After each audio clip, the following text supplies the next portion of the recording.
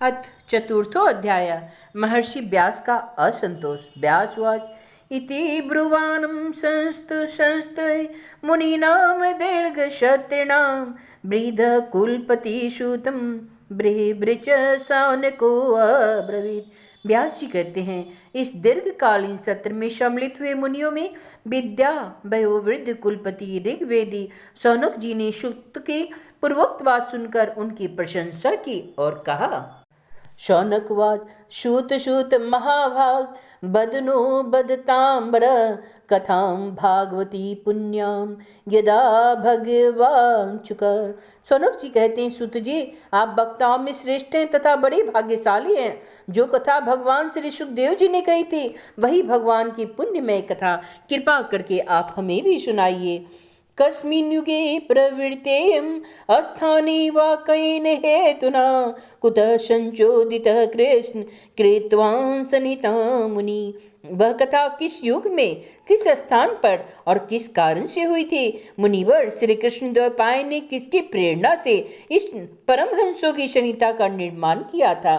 तस्य पुत्रो महायोगी शमदृंग निविर्कल्पक एकांतमति रुनिद्रो गुढ़ो मूढ़ इवे यतई।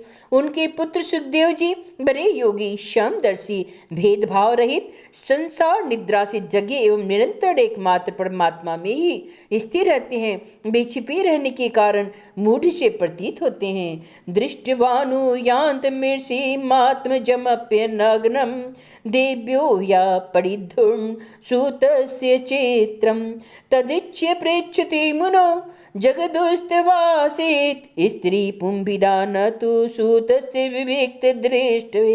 व्यास जी जब सन्यास के लिए वन की ओर जाते हुए अपने पुत्र का पीछा कर रहे थे, उस समय जल में स्नान करने वाली स्त्रियों को देखकर स्त्रियों ने सुखदेव जी को देखकर वस्त्र धारण नहीं किया, परंतु वस्त्र पहने हुए व्यास जी को देखकर कपड़े पहन लिए। इस आश्चर्य को देखकर जब व्यास जी ने उन स्त्रियों से उनका कारण पूछा, तब उन्होंने उनका उत्तर दिया, आपकी दृष्टि में तो अभी भी स्त्री पुरुष का भेद बाकी है, परंतु आपके पुत्र की दृष्टि में यह भेद नहीं है। कतमालिचितं पौरे संप्राप्तं कुरु जांगलाम उन्मक्त मुख जड बदिचरण गजशाहे। कुरुजांगल देश में पहुंचकर हस्तिनापुर में वे पागल, गूंगे तथा जड़ के समान विचरते होंगे। नगरवासियों ने उन्हें कैसे पहचाना? कथम बा पांडवेयस राजर्षि मुनिना स संवाद संभूतात यत्रिषा सात्वती श्रुतु। पांडव नंदन राजर्षि परीक्षित का इन मौनी सुखदेव जी के साथ संवाद कैसे हुआ जिससे यह भागवत संहिता कही गई है। शगोदोहन मात्रम ही गृहेषु गृहमेधिनाम अविचिति महाभाग स्थितिम कुर्वस्थिताश्रमम। महाभाग सुखदेव जी तो गृहस्थों के घर को तीर्थ स्वरूप बना देने के लिए उतनी ही देर उनके दरवाजे पर रहते हैं जितनी देर में एक गाय दूही जाती है। अभिमन्युम सुतम शुद्ध प्राहु भार्गवतोत्तमम तस्य जन्माश्चर्यम कर्माणि च गृणीहीन। हे सुध जी, हमने सुना है कि अभिमन्यु नंदन परीक्षित भगवान के बड़े प्रेमी भक्त थे। उनके अत्यंत आश्चर्य में जन्म और कर्मों का भी वर्णन कीजिए। स सम्राट कश्वा हेतु पांडुनाम मानवर्धन परायोपविष्टो गंगाया मनादृत्यादि राटश्रियम। वे तो पांडव वंश के गौरव बढ़ाने वाले सम्राट थे। वे भला किस कारण से साम्राज्य लक्ष्मी का परित्याग करके गंगा तट पर मृत्यु पर्यंत अनशन का व्रत लेकर बैठे थे? न मनते यत पाद निकेत मात्मन शिवाय हानिय धनानि शत्रवा कथम शवीर श्रियमं दुसत्यजाम युवैसे तो शस्त्र शस्त्रु महोषा शुभे। शत्रुघ्न अपने भले के लिए ही बहुत सा धन लाकर उनके चरण रखने की चौकी को नमस्कार करते थे। वे एक वीर युवक थे। उन्होंने उस दुस्तज्य लक्ष्मी को अपने प्राणों के साथ भला क्यों त्याग देने की इच्छा की? शिवाय लोक शिभवाय भूतै यह उत्तम श्लोक प्रायना जना जीवंती नाति मार्तमसो प्राश्रम निवृद्ध कुत कलैवरम। जिन लोगों का जीवन भगवान के आश्रित है वे तो संसार के के परम कल्याण, अभ्युदय और समृद्धि के लिए ही जीवन धारण करते हैं, उसमें उनका अपना कोई स्वार्थ नहीं होता। उनका शरीर तो दूसरों के हित के लिए था, उन्होंने विरक्त होकर उसका परित्याग क्यों किया? तत्सर्व न समाचस्व पुष्टो यदि केंचन मन्ये त्वां बेसी वाचाम शनात मन्यत्र छांदसात्। हे वेदवाणी को छोड़कर अन्य समस्त शास्त्रों के आप पारदर्शी विद्वान हैं। सूत जी, इसलिए इस समय जो कुछ हमने आपसे पूछा है वह सब कृपा करके हमें बताइए। श्रुतवाच द्वापरेशम नु प्राप्ति तृतीय युग पर्यय जात प्रासरादोगी वासभ्याम कल्याणे। श्रुत जी कहते हैं, इस वर्तमान चतुर्युग के तीसरे युग द्वापर में महर्षि प्रासर के द्वारा वसु कन्या सत्यपति के गर्भ से भगवान के कलावतार योगी राज व्यास जी का जन्म हुआ। स कदाचित् सरस्वत्या उपस्पृश्य जलम शुचि विविदेशी आसीनुदीते रवि मंडिले। एक दिन वे सूर्योदय के समय सरस्वती के पवित्र जल में स्नान आदि करके एकांत पवित्र स्थान पर बैठे हुए थे। परावृज्ञ ऋषि कालेना वक्त सर्वक्त रहंसा युग धर्म व्यक्ति कर्म प्राप्तम भुवि युगे युगे। महर्षि भूत और भविष्य को जानते थे, उनकी दृष्टि अचूक थी। उन्होंने देखा जिसको लोग जान नहीं पाते, ऐसे समय के पेड़ से प्रत्येक युग में धर्म संकटता और प्रभाव से भौतिक वस्तुओं की भी शक्तियों का ह्रास होता रहा है। संसार के लोग श्रद्धाहीन और शक्ति रहित होते जाते हैं। उनकी बुद्धि कर्तव्य का ठीक ठीक निर्णय नहीं कर पाती और आयु भी कम हो रही है। लोगों की इस भाग्यहीनता को देखकर उन मुनिष्ठों ने अपनी दिव्य दृष्टि से समस्त आश्रमों का हित कैसे हो, इस पर विचार किया।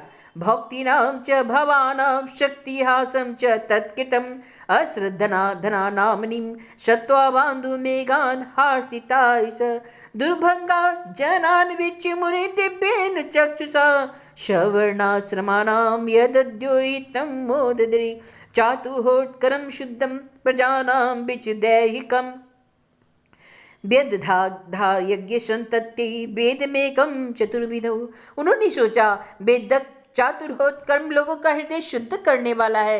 इस दृष्टि से यज्ञों का विस्तार करने के लिए उन्होंने एक ही वेद के 4 विभाग कर दिए। ऋग्वेजु क्षमार्थवाक्या वेदाश्चत्वारो उदधृता इतिहास पुराणम च पंचमो वेद उच्यते। व्यास जी के द्वारा ऋग, यजु, साम और अथर्व इन 4 वेदों का उद्धार पृथक्करण हुआ। इतिहास और पुराणों को 5वां वेद कहा जाता है। तत्तर्क वेद धर पहले साम गो जैमिनी कवि बैशंपायन एवे को निष्णातो यजुषामुत। उनमें से ऋग्वेद के पहल शामगान के विद्वान जैमिनी और यजुर्वेद के एकमात्र स्नातक बैशंपायन हुए। अथर्वांगीर्घ श्यामासीत सुमंतो दारुणो मुनि इतिहास पुराणानां पितामह रोमहर्षण।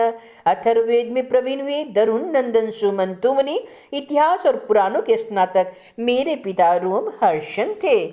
स एतऋष्यो वेदं शंशं व्यसनन्नेकदा शिष्यै प्रशिष्यै प्रतिष्ठेति शिक्षसे वेदास्ते शाखिनो अभवन्। इन पूर्वोक्त ऋषियों ने अपनी अपनी शाखा को और भी अनेक भागों में विभक्त कर दिया। इस प्रकार शिष्य, प्रशिष्य और उनके शिष्यों के भी वेदों की बहुत सी शाखाएं बन गई। तएव वेदा दुर्मेधे धारयन्ति पुरुषैर्यथा एवं चकार भगवान व्यास कह कृपन बसल। कम समझने वाले पुरुषों पर कृपा करके भगवान वेद व्यास ने इसलिए ऐसा विभाग कर दिया कि जिन लोगों की स्मरण शक्ति नहीं है या कम है वे भी वेदों को धारण कर सके। स्त्री शूद्र द्विजबंधुनाम त्रयीन श्रुति गोचरा कर्म श्रेयासी मूढ़ानां श्रेयं भवेद्य इति भारतमाख्यानं कृपया मुनिना कृतं। स्त्री, शूद्र और पतित द्विजाति तीनों ही वेद श्रवण के अधिकारी नहीं है, इसलिए वे कल्याणकारी शास्त्रोक्त कर्मों की आचरण में भूल कर बैठते हैं। अब इसके द्वारा उनका भी कल्याण हो जाए, यह सोचकर महामुनि व्यास जी ने बड़ी कृपा करके महाभारत इतिहास की रचना की। एवं प्रवृत्ते सदा भूतानां श्रेषि दुजा सर्वात्मकेनापि यदा नातुष्यदृत्यं यदा। शौनकादिक ऋषियों, यद्यपि व्यास जी इस प्रकार अपनी पूरी शक्ति से सदा सर्वदा प्राणियों के कल्याण में लगे रहे, तथापि उनके हृदय में तो संतोष ही नहीं था। नाति प्रसिद्ध धृद्य सरस्वत्या तटै शुचो वितर्कयन् विवितस्तः इदं प्रोवाच धर्मविद। उनका मन कुछ खिन्न सा हो गया। सरस्वती नदी के पवित्र तट पर एकांत में बैठकर धर्म बेता व्यास जी मन ही मन विचार करते हुए इस प्रकार कहने लगे। धितवर्तेन हि मया छंदासिं गुरुयो अग्नय मनिता निवर्लिकेन गृहीतं चानुशासनम्।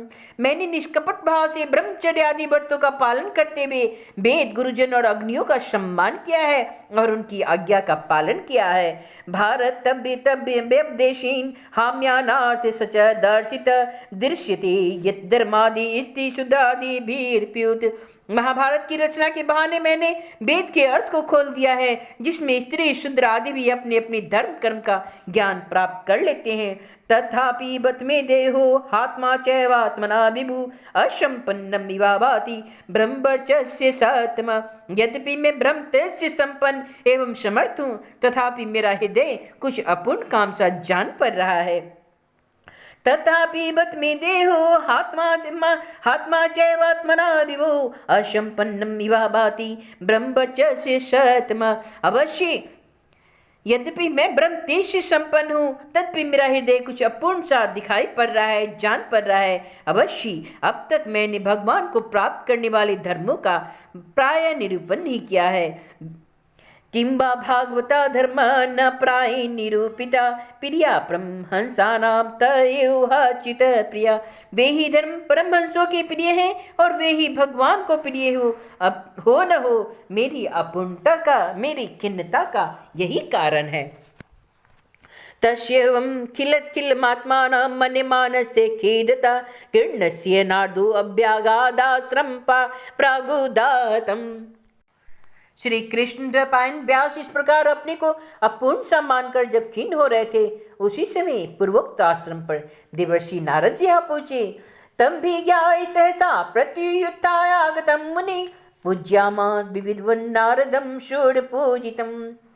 उन्हें आया देखकर व्यास जी तुरंत खड़े हो गए। उन्होंने देवताओं के द्वारा सम्मानित देवर्षि नारद की विधि पूर्वक पूजा की। इति श्रीमद्भागवते महापुराणे परमहंस्यां संहितायां प्रथम स्कंदे नैमिषोपाख्याने चतुर्थो अध्याय।